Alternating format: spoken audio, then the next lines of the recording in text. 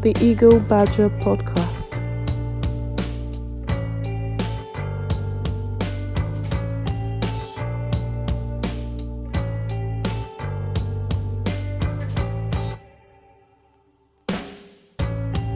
Good evening, everyone. Welcome to another episode of our podcast. My name is Anenih. Yeah, my name is Ariyo Dare-Atoye. Today's edition is special, as you can tell by my fancy gear. This is a Christmas edition. And what we'll try to do is just do a quick rundown on 2020. It's been a truly eventful year. And we'll try really quickly to just touch on each of the stories we felt sort of had an impact, either positively or negatively, on the nation and to a larger extent, maybe the rest of the world. I think our viewers, listeners should also not hesitate to let us know how you feel about our podcast. And like we've always said, this is non-partisan. Podcast is to lay it bare, irrespective of whose ox is God. And this is about our nation. We want to, as much as possible, to dwell on the undiluted truth. So we'll start really quickly, I think, with the story that kicked off the year, COVID-19. It's shut down countries. It wasn't just Nigeria that was affected by it. You know, I think what surprised me most about COVID was how it became a political issue. How, for instance, the mask became about politics, not just in Nigeria, in other countries, how the vaccine is being politicized, and even how responses to the virus, you now start seeing an element of politics in it. Most recently, I think, is when European nations shut their doors to travelers from the UK, ostensibly because a new variant of the virus had been found in the UK. I'm sorry, I don't know. What do you want to speak on about the COVID-19 virus, and maybe in particular for you, what was most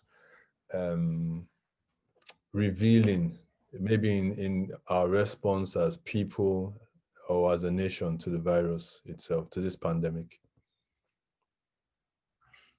Well, also, I think we cannot gloss over the flip-flops that actually started with the global body was saddled with the responsibility of monitoring epidemics wherever it could come from any part of the world. That was the WHO. And I think we have to blame WHO as China, which failed to report the outbreak of COVID-19, that's the coronavirus, and including the WHO, which actually also mismanaged the science aspect of this in terms of, allowing the world to know what was going on in China. However, here we are today trying to review what has happened. It means that the negligence of a global body, the insincerity of a country can actually undermine, the entire world. Today, coronavirus has caused the world, if not, I think hundreds of thousands, if not millions of innocent souls, who have died, from COVID-19.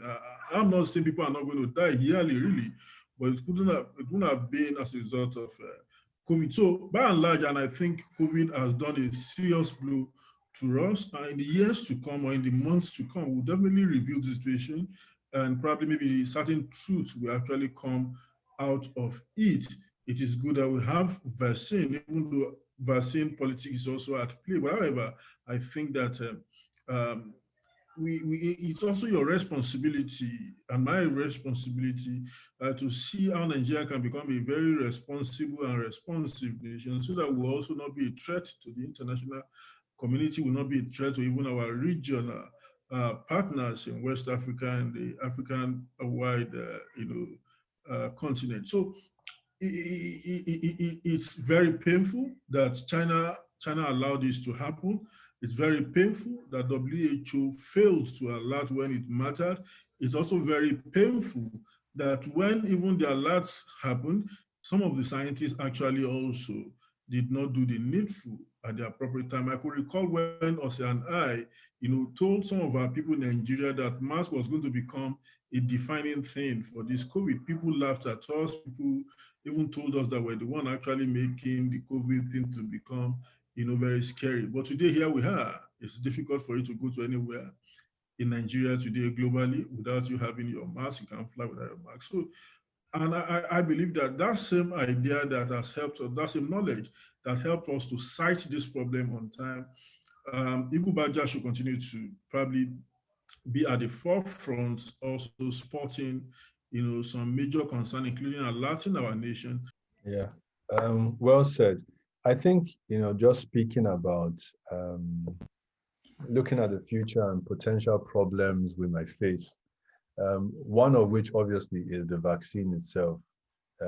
Yes, it's great news that in the West, vaccines are being produced. But when you hear that you need to store them at minus 70 degrees centigrade, you start asking yourself, how does Nigeria get the vaccines? And when the vaccines actually come into the country, how do we store them and keep them viable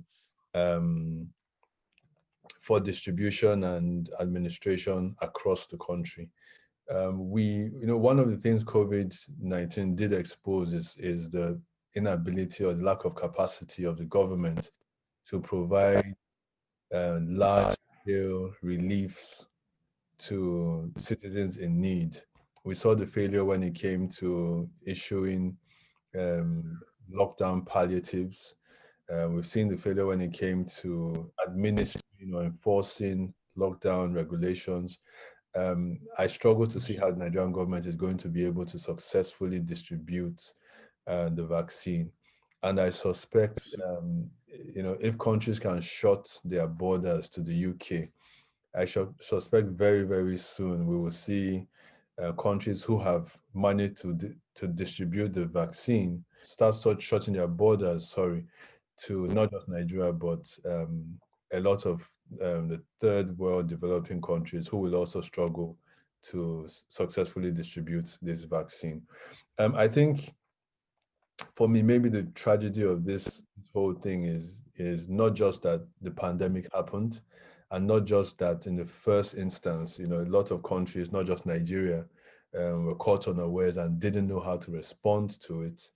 It's that we're now in the throes of a second wave, and Nigeria doesn't seem to have learned any lessons of the last 8 months. And I say this in particular with reference to what the government tried to do by shutting down SIM card registrations and asking people in their millions to go to registration centers in the middle of a second wave of a pandemic. It seems the government doesn't appreciate the severity of this pandemic, and how it can affect economies, especially since we are already in the middle of a recession. So I think that for me is the larger concern or the larger worry, that we don't seem to have learned any lessons.